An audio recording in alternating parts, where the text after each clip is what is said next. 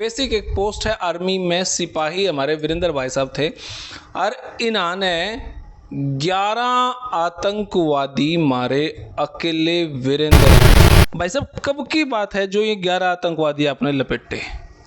ये 2010 की बात है जी।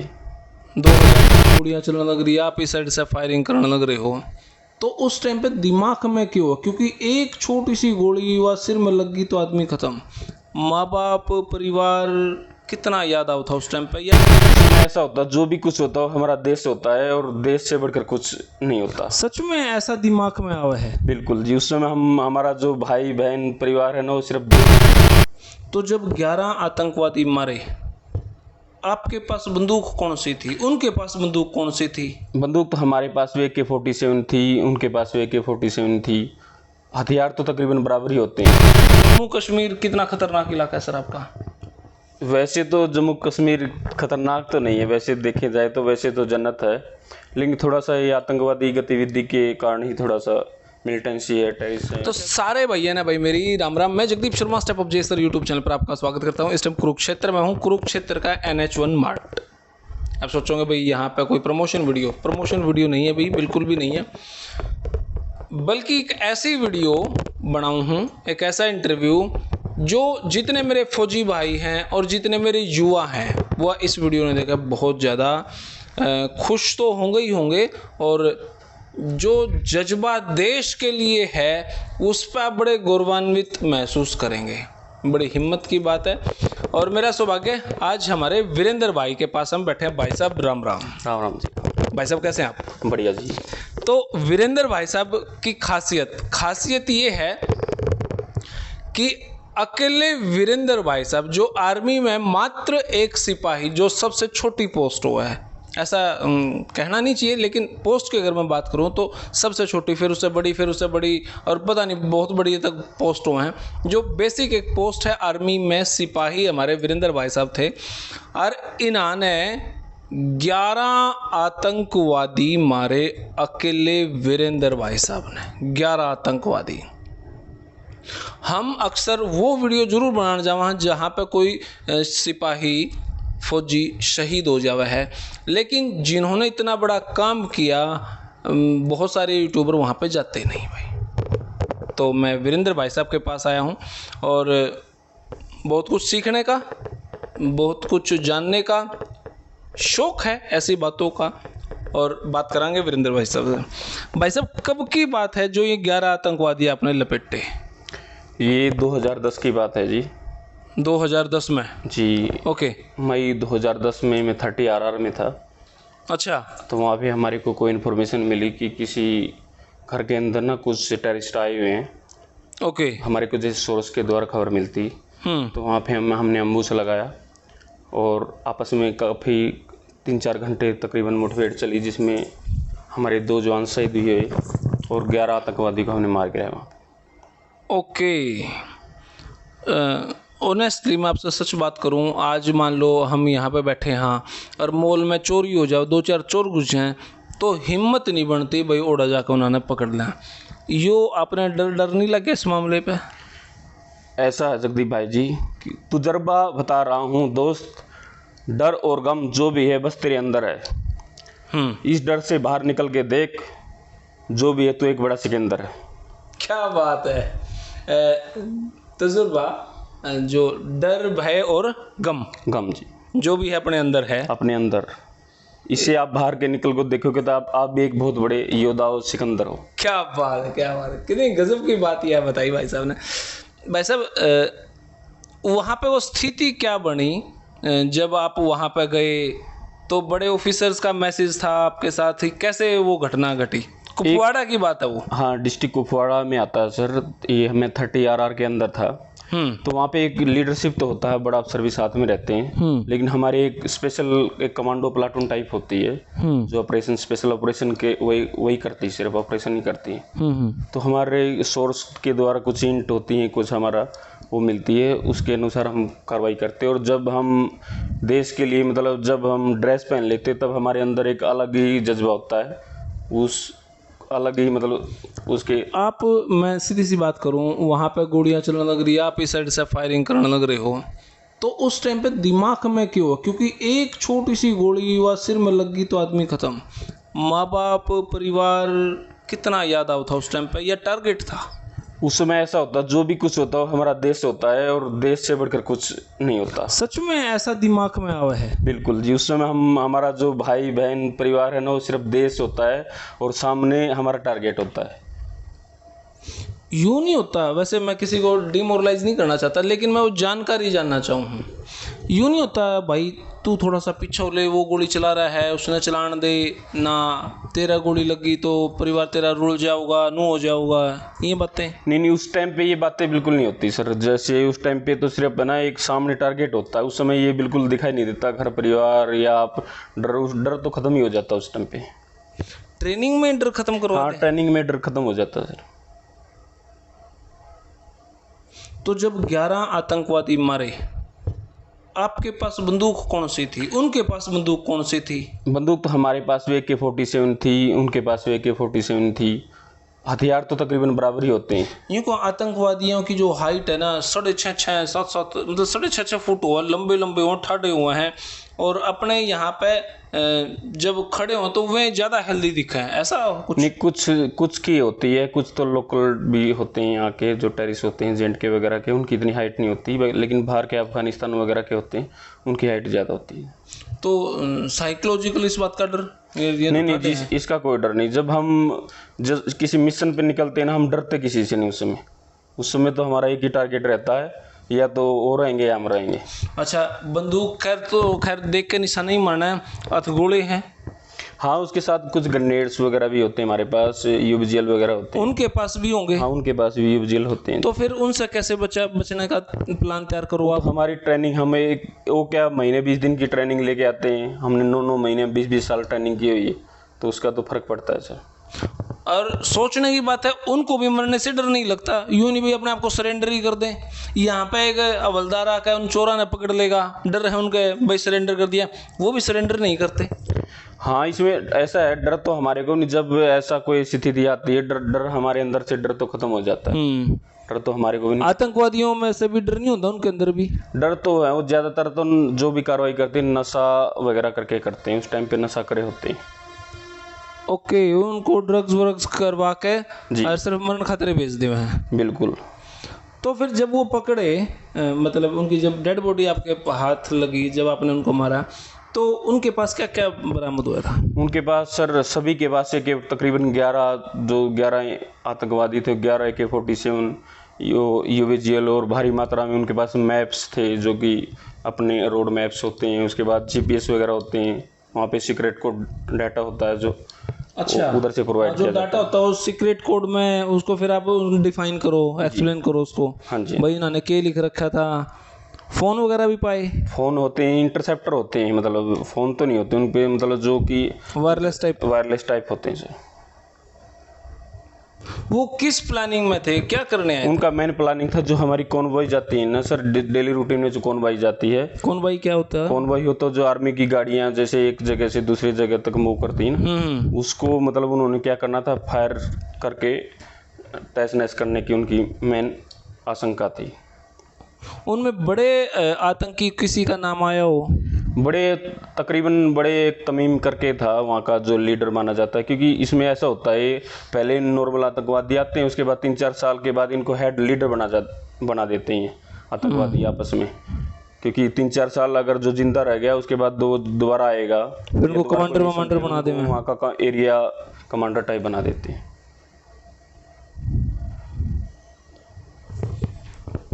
देखो भाई, मतलब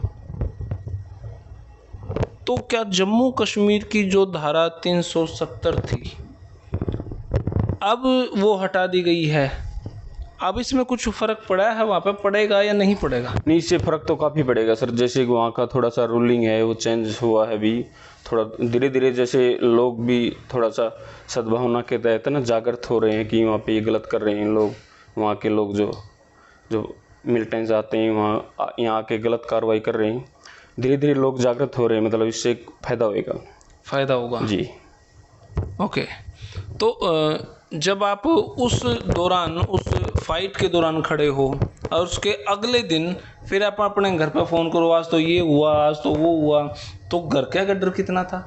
नहीं, ऐसा जो ये जो आर्मी की कुछ ट्रेनिंग होती है या वैसे भी जो घर पे ये बातें नहीं बताई जाती, वो तो उधर ही है। मेरे को भी एक्चुअली में वहाँ पे गोली लगी थी, जो कि मेरा बुलेट प्रूफ पटका था सिर के ऊपर। अच्छा। वहाँ पे 3 राउंड का बस्ट लगा तो कि 5 फुट से लगा था। हाँ, और राइट हैंड में भी गोली लगी मेरे।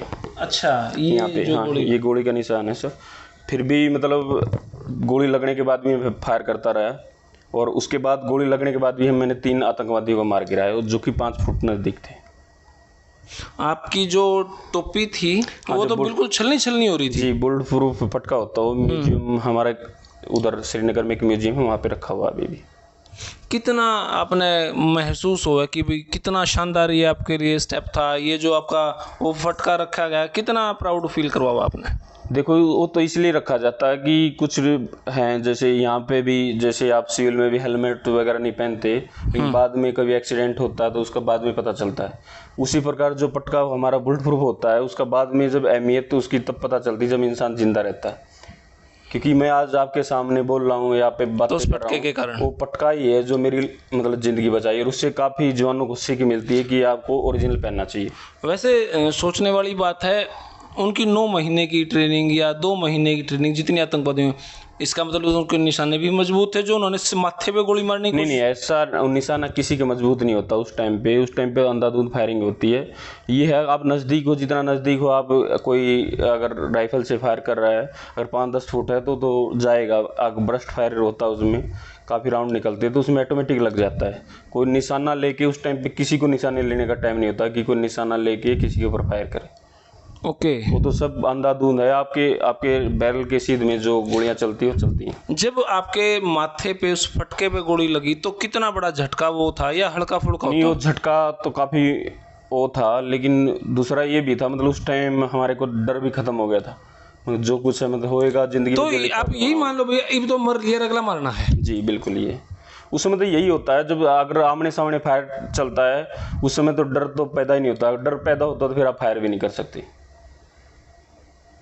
ये बिल्कुल एक बोले हो गए यूं, जो हम फिल्म में देखा, स्टैन गन से चलती रहो यूं यूं यूं। देखो, फिल्म चीज़ अलग है और रियलिटी जो होती है वो बहुत उससे बहुत अलग है। ऐसा अंधाधुंध ऐसा जब फिल्म में देखते हो वो ऐसा नहीं होता। ऐसा नहीं होता। हाँ जी। देखो भाई, हमारे वीरेंद्र जी जो एक आर्मी में सिपाही और 11 आतंकवादियों को मारने का जो प्लान तैयार किया गया, कोई आप जब आपके पास मैसेज आया, आपके ऑफिसर्स के पास मैसेज आया भी 11 आतंकवादी मारने हैं, तो उस टाइम पे कोई बैठ के मीटिंग की जाती है, इस तरीके से रोड मैप करना है और वहाँ से घेरना है और वहाँ से घेरना है, या ऑन द स्पॉट जाके वहाँ पे तैयार करना? नहीं, वो तो मीटिंग सारी होती है, कुछ आर्मी की वो सीक्रेट होती हैं, वो आपके जैसे मीडिया के सामने में ओके ठीक है, वो शेयर नहीं कर हम सकता। शेयर नहीं करेंगे। लेकिन क्या वो सारी कार्रवाई होती है, हमारे पास भी इंट होती है, और ये भी पता नहीं होता कि 11 ही आतंकवादी, कम भी हो सकते हैं, ज़्यादा हो सकते हैं। हमारे पास तो एक जगह का मैसेज आता है कि वहाँ पे किसी सोर्स के द्वारा मैसेज आता है कि वहाँ पे कुछ आतंकवादी गतिविधि हैं या कोई आतंकवादी आएंगे या कोई उनका ये प्लान है। कई बार हम फिल्मों में देखते हैं या फिर हम कई बार वीडियोस भी देखते हैं, एक्चुअल वीडियो।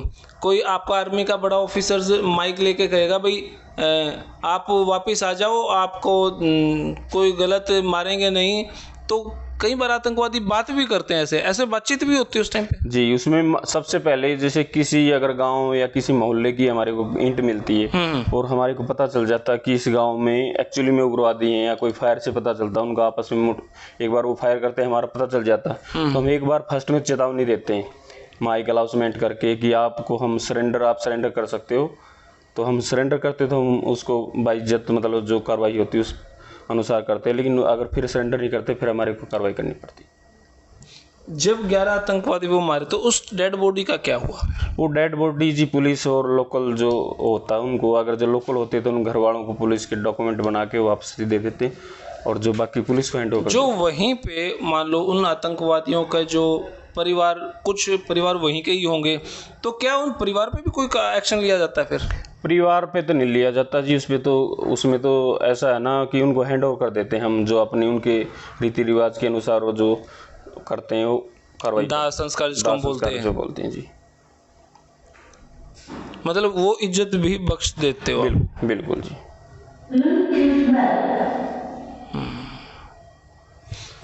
तो भी ऐसी बहुत सारी जानकारियां हैं जो शायद एक इंटरव्यू में कंप्लीट नहीं हो पाएंगी, लेकिन कोशिश करेंगे हम ये जानकारियां हम जुटाते रहें। और वीरेंद्र जी जैसे हमारे वीर सिपाही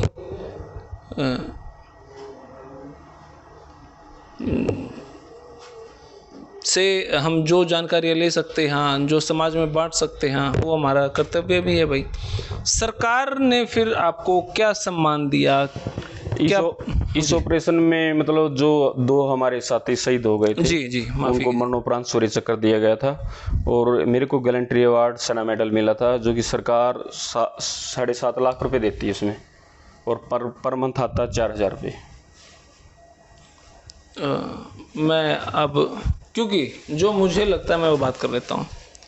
वीरेंद्र जी, जो आपको 7-7.5 लाख रुपए दिए, मौत के मुंह में से ही तो आए हो जी।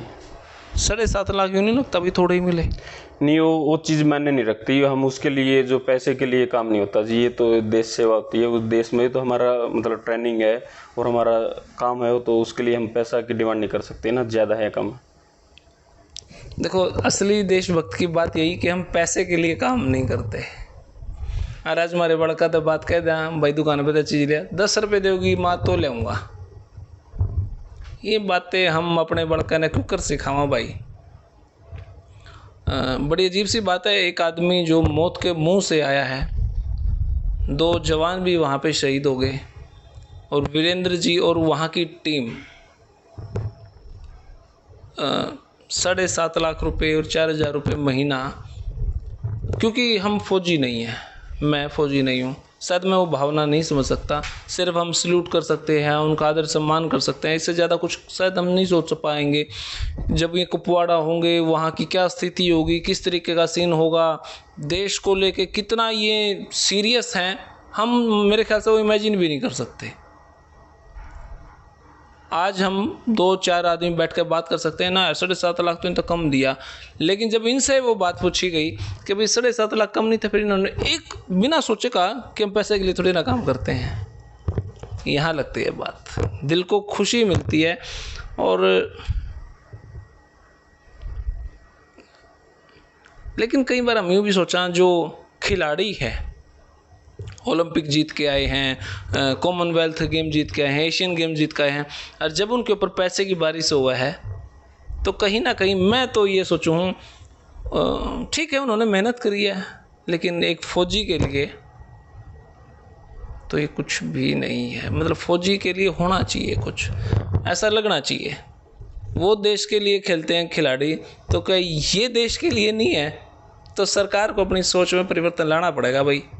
पर्सनल राय है मेरी, पता नहीं शायद किसी ने मेरी राय गलत भी लग सका है।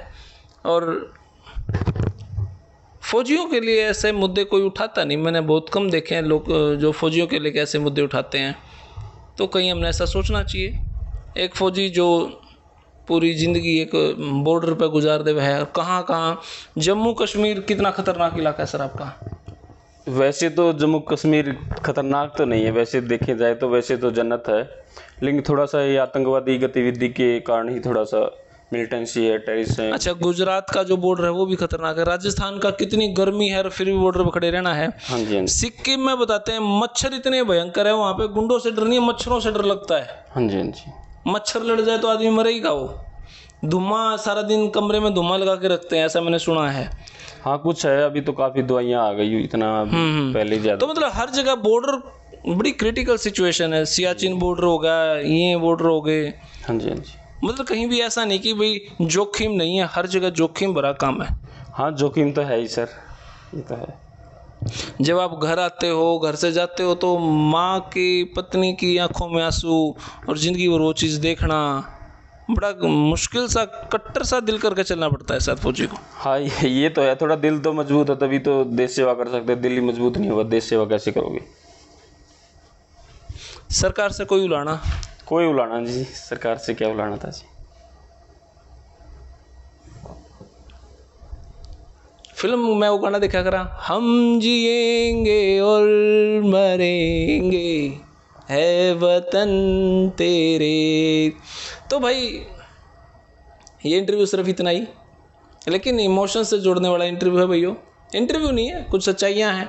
और बहुत सारी बातें मैं भी नहीं बोल पाऊँगा, भाई साहब तो बिल्कुल ही नहीं बोलेंगे, लेकिन फौजियाँ खातर भाई कुछ ना कुछ तो विशेष होना चाहिए। जब आतंकवादियों से लड़ाई हुआ है या वहाँ की कोई घटना है, नेशनल प्रदेश स्तर पे जब गेम हो ना, तो बहुत बड़ी खट्टर साहब भी लागे रहे भाई, इतने जीत गए, इतने जीत गए, इतने, मोदी साहब भी लागे रहे। लेकिन जब फौजियों के साथ ऐसी बातें होती है ना, तो मात्र अखबार की एक सूचना तक बनकर रह जावा हो। सोचना चाहिए। मेरे ख्याल से खैर मोदी जी तो अपना जन्मदिन कुछ त्यौहार फौजियों के साथ मनाते हैं, लेकिन खट्टर साहब थोड़ा सा अवेयर हों हरियाणा को लेके, जो भी, क्योंकि हरियाणा, पंजाब, राजस्थान, यूपी के लोग ज़्यादा बॉर्डर पर खड़े हैं, तो अपने अपने राज्य को लेके जो भी फौजी चाहे लड़ाई में ही गया हो, ज़रूरी नहीं कि शहीद होने के बाद वहाँ पर खट्टर साहब आए, जीते जी भी आना चाहिए भाई। तो बहुत कुछ सोचना चाहिए। और मेरे जितने भी स्पॉन्सर भाई हैं जो खिलाड़ियों को स्पॉन्सर करते हैं, शहीदों के लिए भी कुछ सोच ले भाई वो, और जो लड़ाई में बच गए उनके लिए भी स्पॉन्सर को सोचना चाहिए। खिलाड़ियों से ज़्यादा तो हक बनता है भाई। आपको मेरी राय कैसी लगी? और मैं किसी को डिमोट नहीं कर रहा हूँ, लेकिन हाँ, फौजियों के लिए थोड़ा सा ज़्यादा सोचता हूँ खिलाड़ियों से ज़्यादा। किसी को, खिलाड़ी को अगर मेरी बात बुरी लगी हो तो मैं क्षमा चाहूँगा, लेकिन जो मैंने लगा मैंने कह दिया। और किसी फौजी भाई ने अगर मेरी गलती से भी कोई बात गलत लगी तो मैं उसके लिए माफ़ी चाहूँगा। जो मैंने लगा मैंने कहा भाई। और सरकार से भी, खैर सरकार से तो क्या कहना है, बाकी सिर्फ देश के युवाओं के लिए वीडियो है, और आप अपनी राय कमेंट बॉक्स में ज़रूर दें। धन्यवाद वीरेंद्र भाई साहब, बहुत बहुत शुक्रिया। थैंक यू भाई।